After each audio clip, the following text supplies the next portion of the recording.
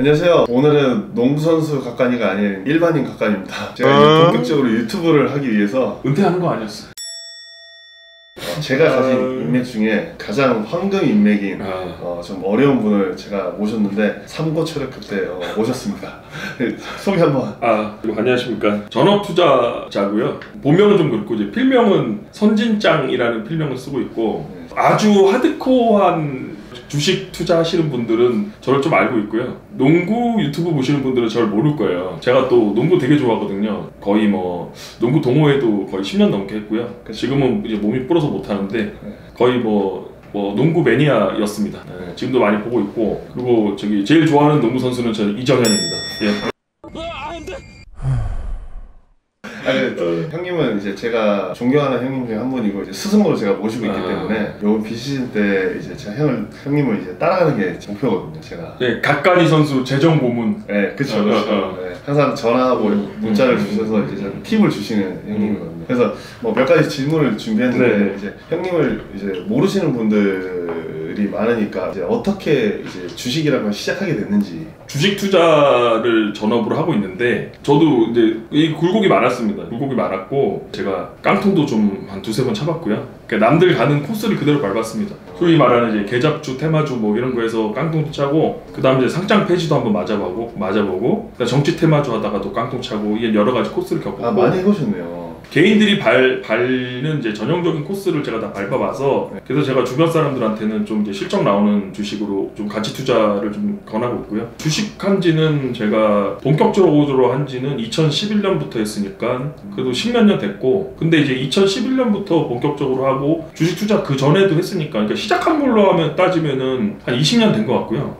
본격적으로 한 거는 한 12, 13년 정도 된 것 같습니다. 진짜 저는 이제 제 친구들이나 이제 많은 분들이 보통 다 개미잖아요. 근데 개미들이 이제 가장 주식 전문으로 하시는 분들한테 가장 궁금한 게 뭐 자산이 얼마냐, 뭐 이제 하고 있는 계좌가 몇 개냐 이런 걸 물어보더라고요. 혹시 형님이 하고 계신 돌리고 있는 계좌가 혹시 몇 개 정도 그 뭐 장기, 중기, 뭐 단타 이렇게 뭐 나누는 게 혹시 있는지. 저는 집중 투자를 하기 때문에 종목 수는 이제 몇 개 없고, 제가 계좌를 여러 개 판 이유는, 계좌가 제가 한 7개, 8개 되거든요. 근데 이제 그렇게 한 이유는 뭐냐면, 이거 좀 전문 용어인데, 계좌를 파게 되면 계좌 하나당 레버러지 쓸 수 있는 한계가 있어요. 그러니까 레버러지라는 게 뭐냐면, 증권사 신용이나 증권사 담보대출이 예를 들어서 뭐 여기 뭐 키움증권 계좌가 있다고 쳐요. 그러면 여기에 계좌에 10억이 있던 100억이 있던 200억이 있던 300억이 있던 대출이 10억밖에 안 돼요. 그래서 저는 그 대출 용도로, 무슨 말씀인지 아시겠죠? 그래서 10억이 있든 20억이 30억이 있던 대출이 한 계좌에 10억밖에 안 돼서 저는 계좌를 7개, 8개 틀고 있고, 그 계좌는 다 이제 이렇게 분산하면은 유사시에 대출이나 신용을 많이 쓸 수 있어서 그냥 7개, 8개 정도 운영하고 있습니다. 제가 이제 이거를 무슨 뭐 신용 몰빵한다는 그런 개념이 아니고, 제 자산이 예를 들어서 뭐 10억이 있으면은 뭐 1, 2억 정도 유사시에 대출을 쓴다는 그런 얘기고요. 그래서 레버러지를 뭐 내가 재산이 10억인데 10억 레버를 쓰고 그런 게 아니에요. 근데 저는 제 전업 투자를 하기 때문에, 저는 이제 항상 주식이 100%거든요. 그래서 시장이 많이 빠지거나 그럴 때는 좀 사고 싶은 종목이 있으면 레버를 좀 쓰고, 그 다음에 갚고 이렇게 합니다. 보통 가지고 계신 금액을 투자하되 이제 현금을 대부분 안 가지고 계시고 투자를 하니까 유사시에 이게 시장이 많이 빠지거나 레버리지를 일으켜서 물타기를 하는 레버리지를 일으켜서 기존 종목을 물타기를 하든지 신규 매수를 하든지 하는데, 근데 사실 이거는 전업 투자자들이 많이 하는 방식이라 일반인들은 그렇게 하는 게 그렇게 좋지 않고요. 제가 이제 미국 주식은 잘 안 하기 때문에 한국장을 한다고 치면, 여기 이제 가리 선수도 지금 이제 주식 투자 좀 하보니까 우리나라 주식이 막 1년에 서너 번 이렇게 출렁출렁 하잖아요. 그래서 그냥 일반인들이 주식 투자를 한다면, 저는 그냥 주식을 한 70% 정도 가지고 있고, 70%? 그 다음에 현금을 한 30% 갖고 있다가 지수가 한 10% 정도 빠질 때가 한 1년에 서너 번 있거든요. 그때 매수하는 걸 추천드리고, 아예 그게 자신이 없으면 그냥 현금 100% 보유하고 있다가 지수가 10% 빠질 때마다 그때 이제 매수를 하고 올라오면 팔고, 이런 것도 괜찮아요. 그러니까 왜냐하면은 직장인들이나 뭐 자기 일이 있으신 분들은 깊게 공부하기 힘들거든요. 그럼 차라리 그런 방법도 괜찮아요. 그러니까 진짜 자신이 없는 분들은 현금 100% 갖고 있다가 시장 10% 이상 조정받을 때 그때 들어갔다가 올라오면 팔고 이렇게 하시고, 그냥 그것보다 조금 더 공부를 해갖고 자기가 자신 있는 사람은 주식을 한 70% 보유하고 있다가 현금 30% 보유하고 있다가 떨어질 때마다 요 현금 30% 투입하면서 밸런스를 맞춰주면 좋죠, 일반 사람들은. 근데 솔직히 이게 형님이 이렇게 설명을 잘 해주시면 일반 개미들이 이렇게 따라하기가 좀 쉽지가 않잖아요.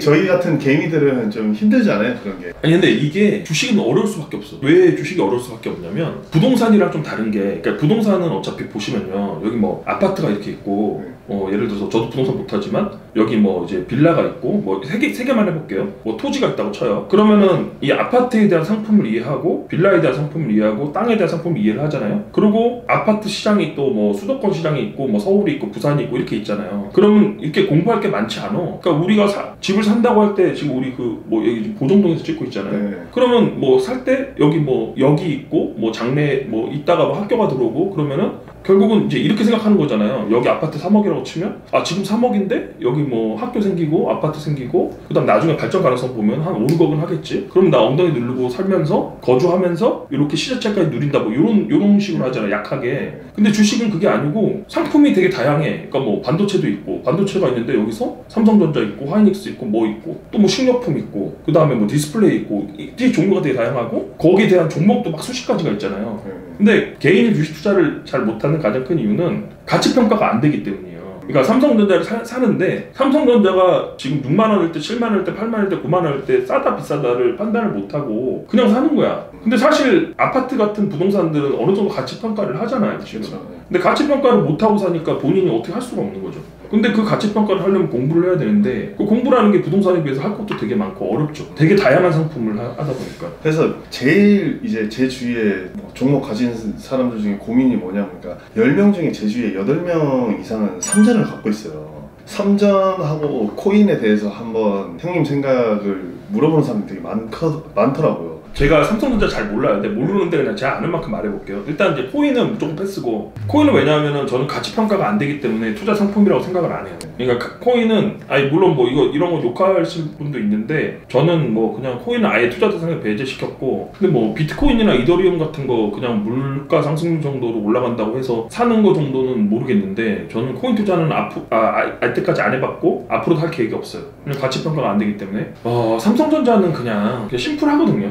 이럴 때 사는 거예요, 그냥. 그러니까 이제 반도체 사이클이 있는데, 반도체 사이클이 과거에는 그냥 제가 쉽게 얘기해 볼게요. 과거에는 이렇게 진폭이 되게 크면서 이렇게 올라갔거든요. 근데 지금은 진폭이 작으면서 이렇게 올라가요. 근데 뭐 디테일하게 들어가면 끝도 없지만, 지금 제가 PBR 밴드를 정확하게 안 봤는데 네이버에 들어가서 삼성전자 PBR 밴드를 찾고요. 그 PBR 밴드가 계속 왔다 갔다 해요. 그러면 이 PBR 밴드 제일 하단일 때 사면 돼요. 제가 보기에는, 제가 지금 확인을 안 해봤는데 저는 삼성전자 관심 없어서 아마 PBR 밴드로 거의 아마 밑에 쪽에 있을 거예요. 근데 지금 이제 각종 악재가 다 반영된 거야. 왜냐하면 지금 보면은 이제 D램이 있잖아요. 메모리가 있는데 메모리가 서버용이 있고, 그 다음에 모바일이 있고, 그 다음에 PC가 있는데, 지금 서버용은 견조한데 모바일이랑 PC가 안 좋아요.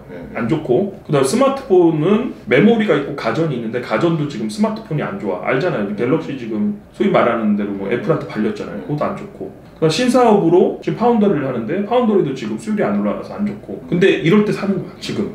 안 좋다고 할 때. 그러니까 뭐 제가 보기에는 하이닉스도 그렇고 삼성전자도 그렇고 지금 사놓으면은 크게 손해볼 일은 없을 것 같아요. 지금 사놓고 그냥 좀 묻어놓으면 지금이 바닥이다? 지금이 거의 바닥권이다. 완전 바닥은 모르겠는데 여기서 5% 10% 빠질 수는 있지만 그냥 1년 정도 두고 보면은 이 주가보다는 많이 올라가 있을 것 같아요. 엄청난 정보네.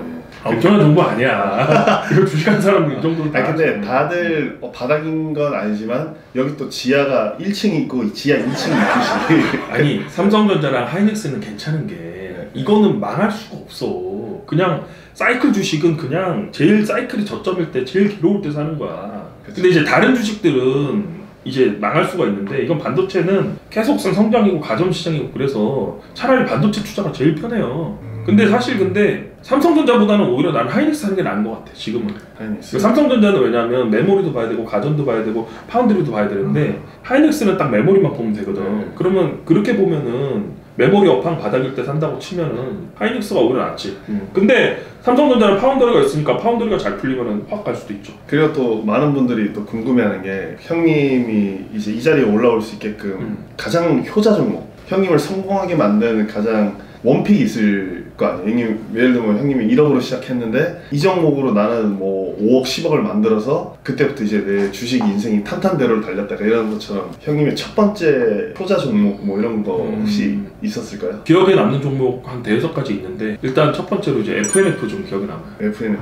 FNF가 근데 지금은 되게 좋은데 제가 FNF를 그때 연도가 기억 안 나는데 2016년인가 17년? 17년인가 18년 정확히 모르겠는데 16년 아니면 17년 아니면 18년 셋 중에 하나예요. 근데 이제 FNF가 그때는 지금 주가 10몇만 원이잖아요. 분할해갖고 그때 아마 3만 원 후반 정도 됐을 거야. 근데 왜 FNF 그 주가가 빠졌냐면 그때는 이제 중국에서 MLB 모자가 안 팔렸을 때 진출하기 직전이었거든요. 근데 그해 전년도에 겨울 날씨가 되게 따뜻해갖고 패딩이 잘 안 팔렸어. 의류주는 4분기가 제일 성수기예요.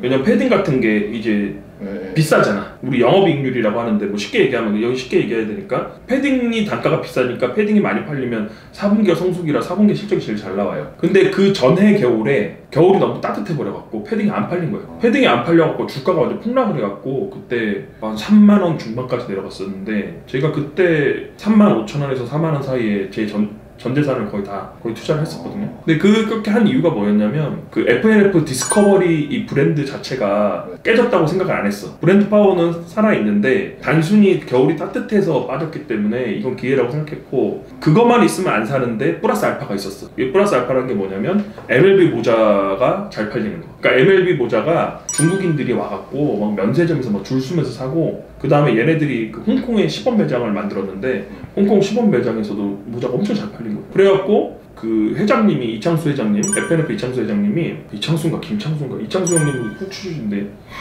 김창수 회장님이다. 네 착각했다. 농구 방송 나오니까 또 그래서 그 김창수 회장님이 워낙 또 뛰어난 경영자야. 그래서 그분이 이제 그 MLB 지사장을 구한다는 공고를 냈는데 그거 보고 MLB 중국 진출이 임박했구나 생각을 했고 주가가 너무 바닥인 상태에서 중국에 진출한다는 얘기만 해도 이거 주식 용어인데요. 멀티플이 올라가요. 네, 멀티플이 올라가는데 그래서 그때 집중 투자를 해서 그때 자산 한번 불린 게 기억나. 혹시 얼마나 한 100% 정도? 100% 넘게 났죠. 그때 제가 평균 한 3만 원 후반은 4만 원 초반 그때 사갖고 10몇만 원을 팔았으니까요. 그 한 종목에 뭐 한 400% 났나요? 200~300% 난 것 같은데요. 정확하게 기억이 안 나. 근데 이제 그 종목은 여러 개 있는데 솔직히 이제 작년에 제가 돈을 많이 벌었는데 그냥 여러 개 얘기하면 이건 주식 방송 아니니까 아무튼 좀 쉽게 얘기했습니다. FNF가 제일 그래도 여기 보시는 분들 제일 이해하기 쉬울 것 같아서. 이건 제가 궁금한 건데 그 300% 수익 나서 매도를 할 때 기분은 어때요? 아무렇지도 않아요. 아무렇지도 않아요? 그냥 약간 지금은 그런데 예를 들면 형님이 그 돈이 예를 들면 전 재산이 막 5억, 3억 이랬을 때 300% 수익 나면 15억을 이제 매도하는 그 순간의 그 기분을 저는 어떤지 기분 좋아. 근데 기분 좋은데 근데 이제 그게 이제 그 전부터 이제 계속 그런 식으로 투자를 해서 기분이 되게 좋은데, 그러니까 뭐 제가 투자하면서 이제 금액적으로 기분이 제일 좋았을 때는 나 주식 투자금이 30억 넘었을 때가 제일 기분이 좋았어. 30억? 네, 그러니까 30억 넘었을 때가 제일 기분이 좋았고, 그 우리 한계효용 체감의 법칙이라고 하잖아. 간이가 연봉 90억 받을 때 제일 기분이 좋은데 거기서 120억 올라가면은 이렇게 꺾이거든. 이게. 그러니까 30억까지는 이렇게 막 기분이 되게 좋았는데, 물론 좋지 돈 벌면. 근데 30억 넘어가면서부터는 조금 이렇게 기분이 좀 이렇게 막 그렇게 많이 좋아지진 않아. 30억까지는 엄청 좋았으나 30억에서 이제 300억 될 때는 그냥 가겠다 약간 이런 느낌이죠. 300억 아니야. 자꾸 오해하시니까 이렇게 하면 안 돼. 그러면은 이제 실패한 종목 있었다 하셨잖아요. 상패나 이런 거 됐을 때는 또 뭐 때문에 실패하셨나요? 그게 이제 전형적인 개미들이 망하는 스토리예요. 그러니까 어떤 회사, 제가 시모텍이라는 회사를 투자를 했는데 그 시모텍이라는 회사가 대주주가 이명박 사위였거든요. 그러니까 이제 이명박 사입이 있고 테마주로 들어간 거예요. 그러니까 테마로 들어갔어. 그냥 그 주식을 그냥 테마주라고 생각하고 들어갔는데, 근데 그때 제가 2011년도 12년도 거기 그때 8천만 원을 들어갔는데, 그러니까 그때 8천만 원이 지금으로 따지면 한 3억 원 될 것 같거든요. 엄청 큰 돈이죠. 근데 그거가 그 이명박 사위가 대주주인 회사가 이명박 사위가 날라버리고 사장이 자살하고 그러고 상폐당했어요. 그래갖고 엄청 괴로웠어요. 그때는 그 돈이 저한테 엄청 큰 돈이었거든요. 그래서 제가 그때 그거 성장 폐지 당하고 나서 끙끙 앓다가 가족들한테 얘기 못하고 끙끙 앓다가 너무 억울해갖고 내가 그때 그러면은 딱 그냥 250만 원으로 내가 3년만 해보자. 3년 동안 해서 잘 되면은 내가 증자를 하겠다, 증액을 하겠다 이렇게 생각을 하고, 그래서 그때 2011년도인가 그래서 250만 원으로 시작했는데 그게 지금까지 온 거예요. 시작이 250으로 시작하신 거예요? 250으로 시작했고, 제가 3년 동안 하고 나서 3년 차인가 4년 차에 그 중국 펀드 판매해갖고 2천 넣어갖고 증액해갖고 그까지 온 거예요. 지금까지 온 거예요. 와, 250으로. 그러면은 이제 개미들 기준으로 이제 보통 제가 아는 주식하는 제 친구들은 이런 사람들이 대부분 이제 주식할 수 있는 금액이 모은 돈이 2천에서 3천이에요. 큰 돈이죠, 그죠? 네, 2천, 3천이. 저도 이제 2천만 원에서 3천만 원 정도 주식을 하고 있는데. 거짓말하네. 계좌를 봤는데 거짓말을 해?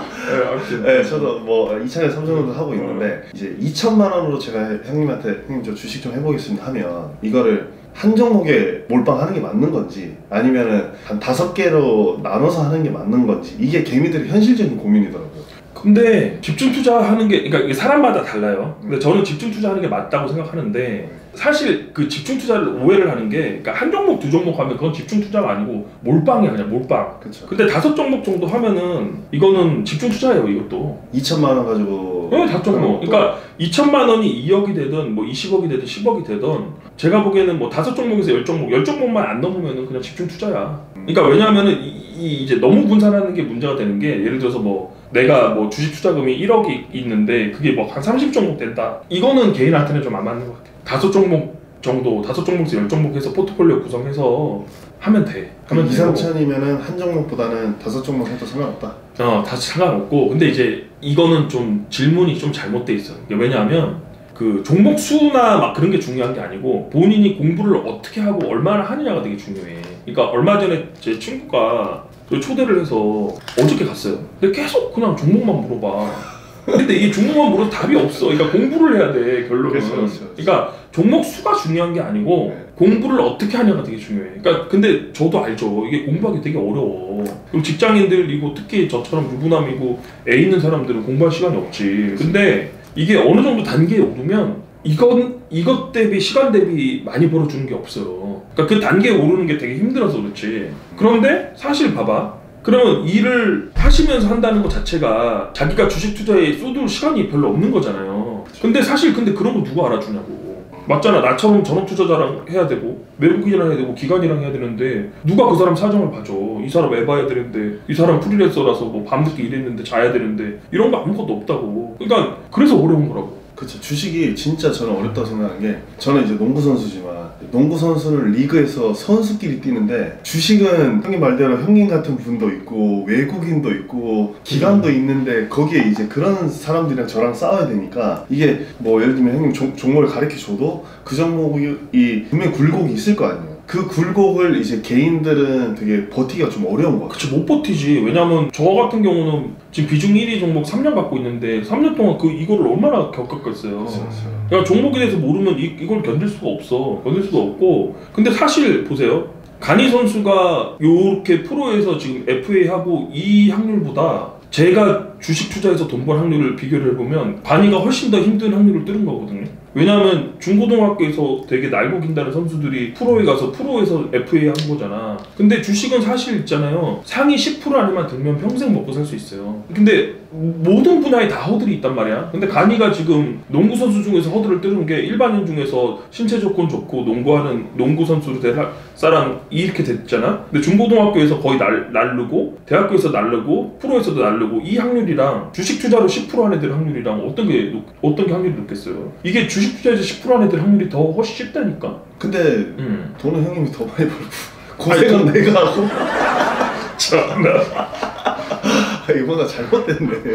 아니 확률을 얘기하는 거야. 나는 농구 선수 중에서 10% 아래 들면 그거는 솔직히 별 없잖아. 뭐 그 프로에 들어가겠어. 그 농구 선수 중에 10% 안에 들면? 그렇다고 해서 형님이 제가 부럽진 않잖아요. 하나도 안 부럽지. 너를 왜 부러워? 저도 제 자신이 부럽지가 않아요. 형님이 부럽지. 그러니까 내 말은 어떤 분야에서든 탑에 올라야 성공을 할 수가 있는데 주식 투자로서 성공하는 확률이 더 높다고. 내 말은 너 농구 선수 중에서 솔직히 우리나라 농구 선수 중에서 0.1% 안에 든 거야 지금. 뭐 그렇지. 아 그렇지 맞지 그게. 근데 주식 투자는 10% 안에 들면은 자기가 평생 먹고 살 수 있다니까. 근데 그 10% 안에 들기가 이제 어렵지. 어렵기는.